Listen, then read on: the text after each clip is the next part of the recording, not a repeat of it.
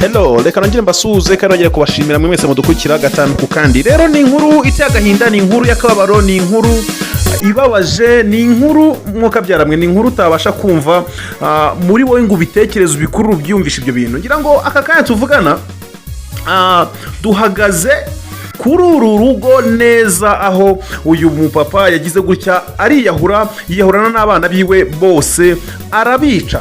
Sorry, ntabwo ari bose, yishemwo abana babiri, kamwe kagahererezi k'agahungu gasa naho ko kari kakiri gato cyane ko karokotse, ariko abana babiri, umuhungu n'umukobwa, bose bahise bapfana na papa wabo. N'umugabo uzwi ku izina rya Emi. Ngira ngo Emi ni umugabo usanzwe uzwi cyane muri entertainment, uzwi muri showbiz nyarwanda. Ni umugabo w'umusitari wari uzwi cyane, wari ufite ibikorwa byinshi, w'umukire, wari ufite amafaranga nk'uko byaramwe. Ndumva sinzi uburyo ibi bintu nabivuga, reka nkwishikoshoye kose nihute ngende muri studio mbakorera ikiganiro neza mu buryo bugaragara.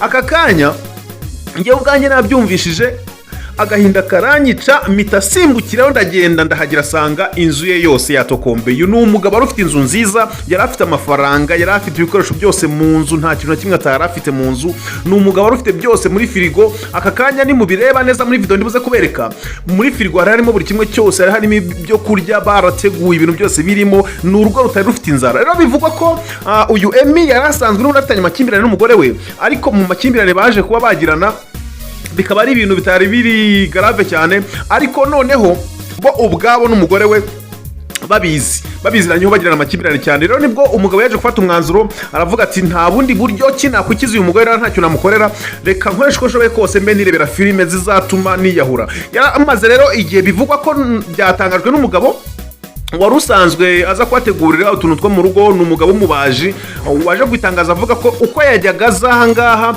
yajyaga asanga uyu mugabo ari kureba filime z'uburyo abantu biyahura, filime z'uburyo abantu bapfa bashya. Noneho uyu mugabo urumva ko yarabiteguye, ategura uburyo ki agomba kuzapfa, yaramaze kwiyakira. Gusa igitangaje ni ukuntu ku munsi w'ejo ngo yatumye umukozi we wo mu rugo wamukoreraga amutuma esase injerekani yuzuye y'amacupa 30, aragenda azane esase, ayizana yuzuye mu njerekani, araza ayitegura mu cyumba ayitereka.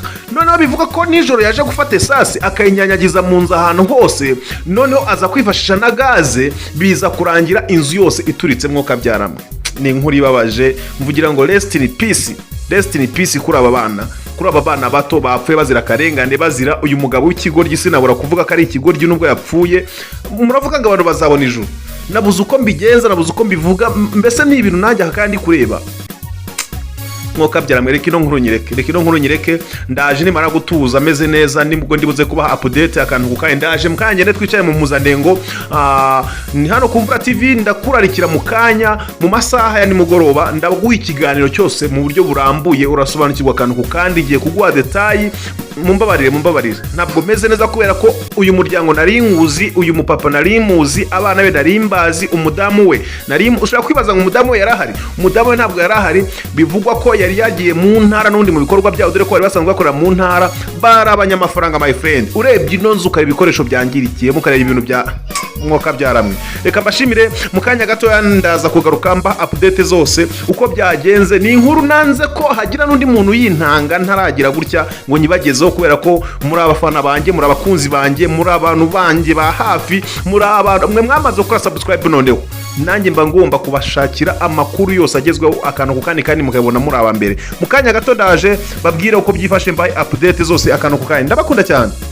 Tandukanye no kongera gukoresha ameza y'akarahanyuze mu bikorwa byawe. Waba ufite hoteli, waba ufite moteri, barandi restaurant ndetse n'ibindi bikorwa bigiye bitandukanye, ameza nk'aya ngaya wajya guherera ukibaza ati sagezwa mu gihugu cy'u Rwanda gute? Imitako yongera ubwiza bw'inzu yawe. Iyi shuro ntabwo bikiri inzozi zawe, ku meza nk'aya ngaya yongeye kugaragara mu gihugu cy'u Rwanda. Beauty and Wood Limited, igisubizo cy'abanyafrika guturuka mu Rwanda. Abazaniye ya meza mwajyaga mutekereza ko bidashoboka, abantu bakabategurira neza yuje ubwiza bw'ibyiza bikomoka ku bidukikije, bakanyamabuye meza ateye amabengeza, biti biryoheye amaso, amaso, indabyo nziza ibishaka bazubaka mu meza yawe ukajya uziramo imbere. Waba uri kubaka hoteli n'ibijyanye nayo, apartment, waba uri kwiyubakira inzu yo kwiberamo, ibijyanye n'ameza barakudezayiningira bigahura neza n'inyubako yawe. Wabahamagara kuri nimero zikurikira 0788 54 97 05 cyangwa se ukabasanga aho bakorera Nyarugenge mu mujyi hafi na Ropo ni post umanutse gato berekeza Nyabugogo. Hejuru y'umuhanda niho uhita ubona icyapa cyanditseho Beauty and Wood Limited. Beauty and Wood Limited, igisubizo ku banyafurika.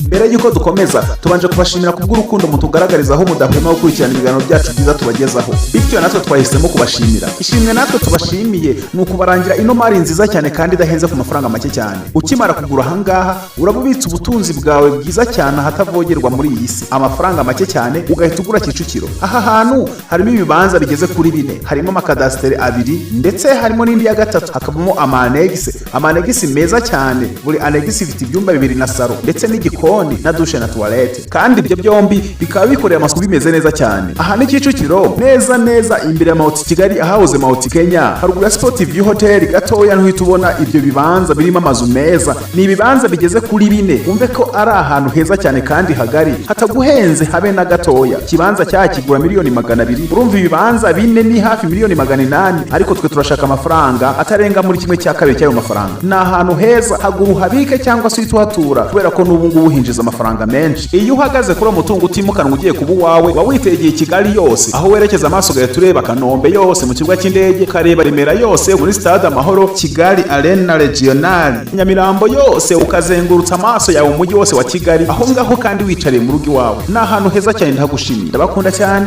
mukomeze kunogirwa na gahunda z'isheni yanyu mukunda muri beshi cyane. Izi ni zimwe mu modoka dufite aka kanya ziri kugurishwa. Ubu tuvugana aka kanya zo ngenzi zazo mutabona hano zikaba ziri ku isoko. Nawe se waba wifuza ko tukugurisha imodoka? Waba ufite se imodoka ushaka ko tukugurishiriza? Nyarutsa yizaye tuyigushyirire ku isoko. Si ngombwa ko bikwicira akazi, twe turahakubereye. Izi nazo ni inzu nziza kandi zose ziri ku isoko. Niba ushaka ko tukugurishiriza inzu tugane, cyangwa se waba ushaka ko tugushyirira inzu ku isoko, nyaruka tubigufashemo. Ibi nabyo ni ibibanza byiza dufite biri ku isoko. Waba se ufite bene ibyo bibanza ushaka gucuruza cyangwa kugurisha, duhamagare tubigucururize. Dufite amasamba atandukanye, amahegitari n'amahegitari, imirimo yo guhinga n'amafamu yo kororeramo. None se waba ufite imodoka ikodeshwa, ufite gahunda yihutirwa none wabuze ugukodesha imodoka, duhamagare tubigufashemo. Uzi n'ikindi, dufite ibikoresho byo mu ngo bitandukanye. Niba ufite ibyo ucuruza cyangwa ushaka kugurisha, wibura umukiriya kandi duhari 5 ku kandi, kuva mu gitondo saa 6 na nimugoroba. Twe turacuruza kandi turamamaza.